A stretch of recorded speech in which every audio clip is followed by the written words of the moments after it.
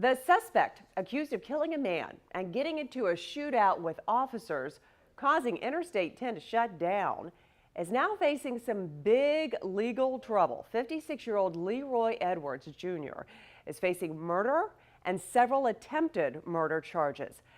So yesterday, gunfire erupted near a truck stop in Baldwin, and police are calling it a case of workplace violence. Two families tonight are looking for answers after the initial shooting.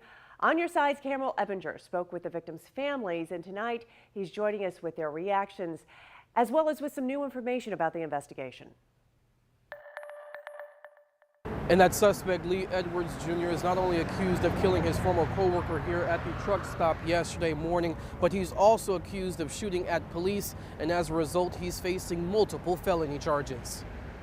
Leroy Edwards Jr. is 56 years old. He worked for Renato Enterprises. Sources close to the situation tell us he was recently let go.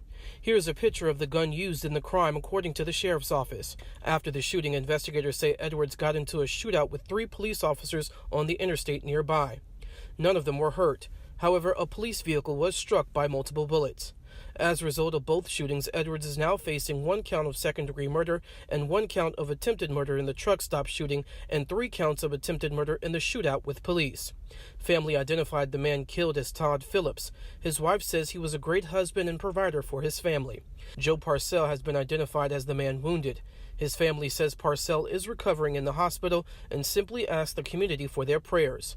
Both Phillips and Parcell worked with Edwards, and families say the men were meeting Edwards to retrieve his truck.